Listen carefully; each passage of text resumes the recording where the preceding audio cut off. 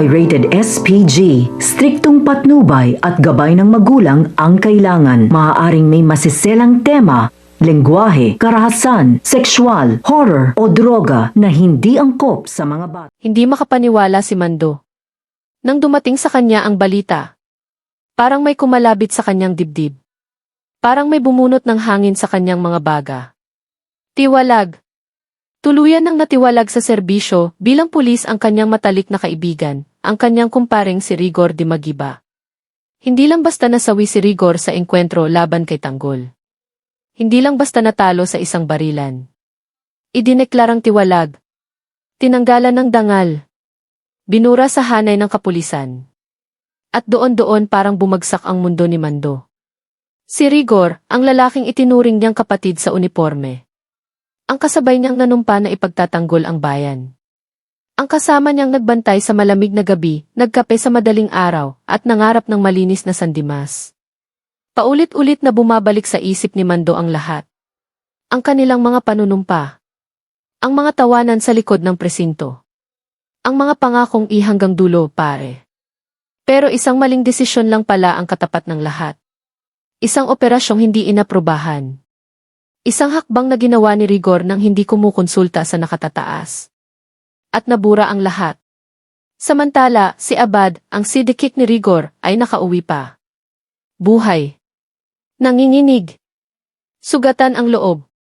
Personal siyang nagpunta sa presinto upang magbigay ng pahayag. Habang nagsasalita siya, nanginginig ang kanyang tinig. Hindi niya halos maitugma ang mga salita. Nagkaroon sila ng engkwentro kay Tanggol. Ngunit hindi iyon bahagi ng opisyal na plano. Personal na inisyatiba ni Rigor ang operasyon. Sa bawat salitang binibigkas ni Abad, ramdam niya ang mabibigat na tingin ng kanyang mga kasamahan. Mga matang nagtatanong. Mga matang humuhusga. Alam niyang kahit ano pa ang sabihin niya. Hindi na mabubura ang katotohanang nakipagsabuatan siya sa isang iligal na hakbang. At dahil doon, si Rigor Dimagiba ay tuluyang tinanggalan ng dangal bilang pulis. Si Abad naman sinibak. Isang iglap. Isang desisyon. Isang pagkakamali. Sa loob-loob ni Abad, paulit-ulit ang salitang kung sana. Kung sana nagpigil siya. Kung sana pinigilan niya si Rigor. Pero huli na ang lahat. Sa kabilang panig isa pang paalam ang naganap. Tuluyan nang bumitaw si Enteng. Hindi niya kinaya ang bigat ng kanyang konsensya. Hindi niya matanggap na sa kanyang mga kamay nagsimula ang pagkakalagay sa alanganin ng buhay ni Tanggol, Dolfo, Thanos at Bulldog. Sa bawat paghingi niya ng tawad kay Tanggol, nakikita niya ang sakit sa mga mata ng kaibigan. Sinabi ni Tanggol na kaya niyang magpatawad. Tinanggap niya ang paghingi ng tawad. Pero alam ni Enteng, may mga sugat na hindi basta naghihilom. May mga bitak na kahit pilitin mong takpan. Mananatili. Sa gitna ng pagkalito at pagsisisi, nagdesisyon si Enteng. Isang iglap. Isang putok. At ang tunog ng baril ang nagsilbing hudyat ng tuluyang pagbagsak ng kanilang samahan. Naiwan si Tanggol. Puno ng panghihinayang. Puno ng galit. Galit sa sitwasyon. Galit sa sarili. Galit sa mundong tila sunod-sunod na kumikitil sa mga taong mahalaga sa kanya. Samantala, sa lugar kung saan bumagsak ang kanilang mga pangarap na iwan ang mga labi ng kanilang kaibigan. Sina Dolfo, Thanos at Bulldog ay napilitang umurong. Hindi dahil sa takot, kundi dahil sa realidad. Mahigpit ng binabantayan ng mga gerero ang munisipyo. Sandamakmak na barikada. Kapulisan sa bawat sulok. Mahigpit na utos ni Roberto, walang papasuking kaalyado ng mga Montenegro. Si Roberto, kasama sina Jacket at Miguelito, ay tila mga daga sa likod ng kapangyarihan. Nagtatago. Kumakapit. Nagpapakatatag sa pwestong ayaw pakawalan. Lalong naging matigas ang ulo ni Miguelito. Malinaw, wala siyang balak ibigay kay Tanggol ang nararapat dito. Ngunit labag sa batas ang ginagawang pagkapit niya sa kapangyarihan. At dahil doon napilitan ang panig ni Tanggol na kumilos. Humingi siya ng tulong sa kanyang ninong, si Mando, na nakatalaga sa presinto ng Sandimas. Doon nagsimulang mahati ang hanay ng kapulisan. Si Mando sugatan ang puso dahil kay Rigor. Pero malinaw ang isip. Pinili niyang pumanig kay Tanggol. Hindi dahil sa dugo. Hindi dahil sa utang na loob. Kundi dahil naniniwala siyang tama ang ipinaglalaban ng kanyang inaanak. Para kay Mando, hindi ito simpleng agawan ng pwesto. Ito ay laban para sa hustisya. Sumama siya sa rally. Kasama ang ilang kapulisan na handang manindigan. Handang sumalo ng bala kung kinakailangan. At nangyari nga ang kinatatakutan. Sumiklab ang kaguluhan. Sa pagpasok ni Tanggol sa presinto, sinalubong sila ng armadong puwersa ng mga gerero. Nagbanggaan ang dalawang panig. Hindi lang sa armas, kundi sa paniniwala. Si Ramon, ama ni Tanggol, at pinakamalaking pugante sa lugar, ay walang inatrasan. Wala na siyang kinatatakutan. Ang tanging hiling niya bago siya malagutan ng hininga. Makita ang kanyang anak na maluklok sa pwesto.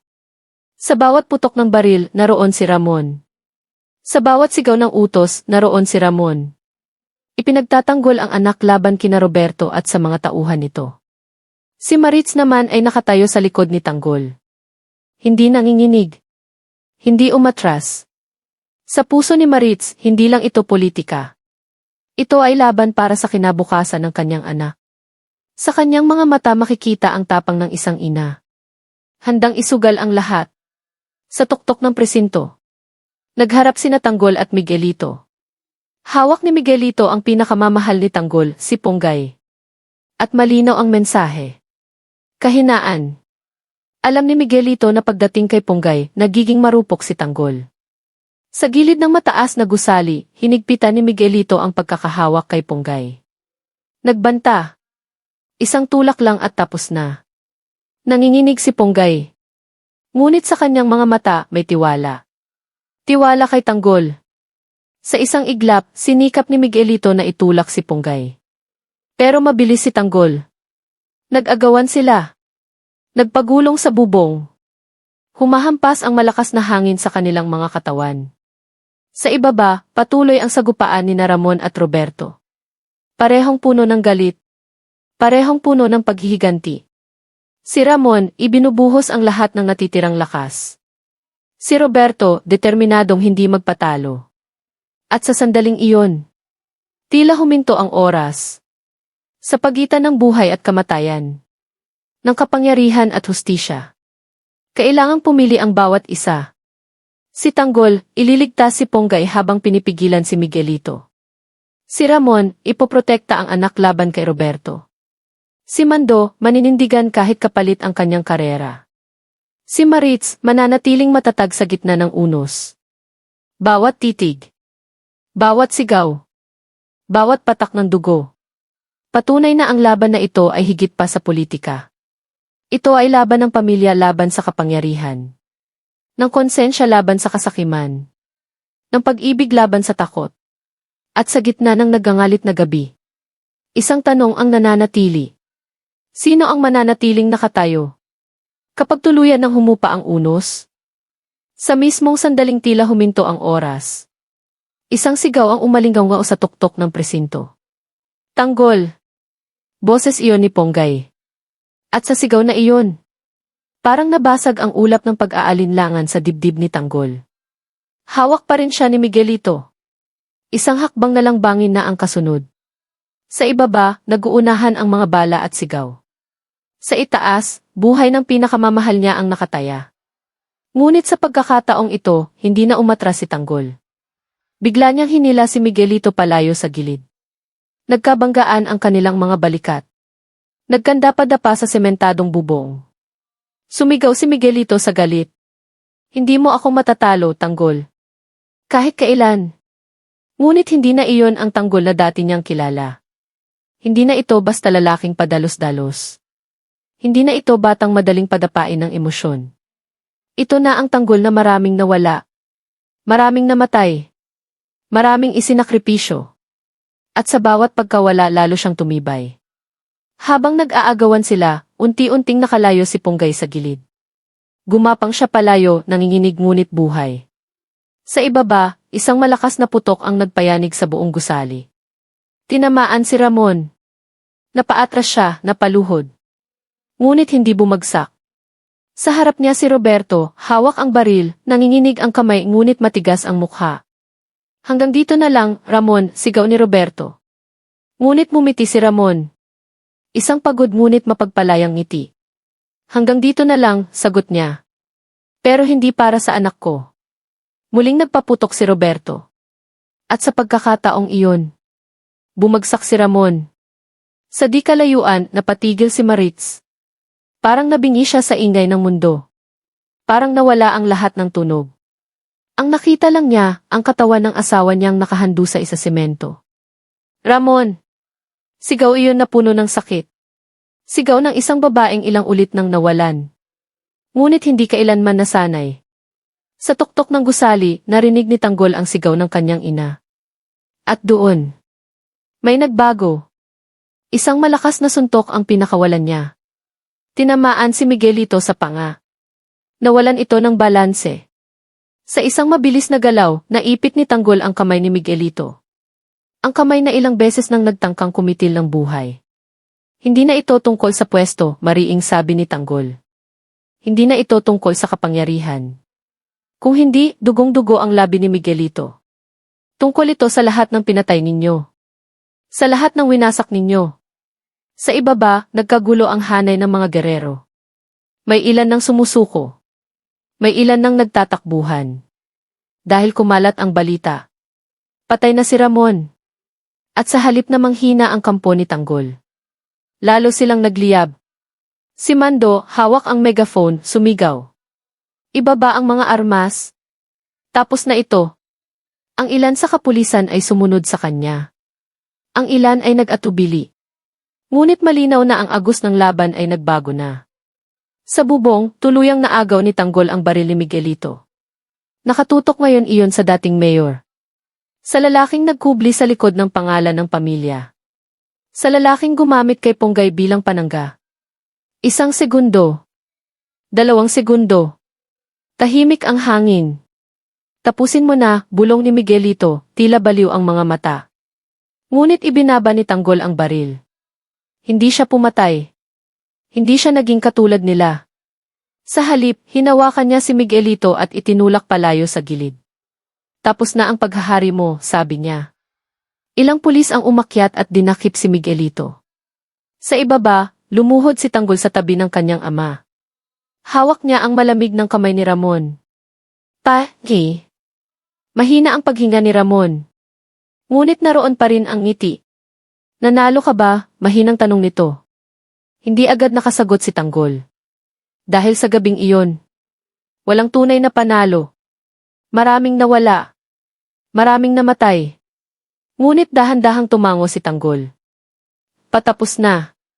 Isang mahinang buntong hininga ang pinakawalan ni Ramon. At sa huling pagkakataon, pumikit siya. Sa paligid, unti-unting humupa ang kaguluhan. Dumating ang mga ambulansya. Inaresto si Roberto. Tinanggal ang mga barikada. Si Marites ay nakayakap sa anak, parehong umiiyak. Hindi lang sa sakit, kundi sa bigat ng lahat ng pinagdaanan. Si Mando ay nakatayo sa di kalayuan. Tahimik. Alam niyang pagkatapos ng gabing ito, maaaring masuspindi siya. Maaaring imbestigahan. Maaaring mawalan ng ranggo. Ngunit sa kauna-unahang pagkakataon matapos ang nangyari kay Rigor. Panatag ang kanyang konsensya. Hindi niya nailigtas si Rigor. Hindi niya naisalba ang pagkakaibigan nila. Pero sa gabing ito, pinili niya ang tama. At habang sumisikat ang unang liwanag ng umaga sa San Dimas, isa-isa nang bumabagsak ang mga anino ng nakaraan. Ngunit ang tanong ay hindi pa rin nawawala. Matapos ang dugo, matapos ang sakripisyo, matapos ang kamatayan ni Ramon, kaya bang dalhin ni Tanggol ang bigat ng kapangyarihan? O ito na naman ang simula ng panibagong unos?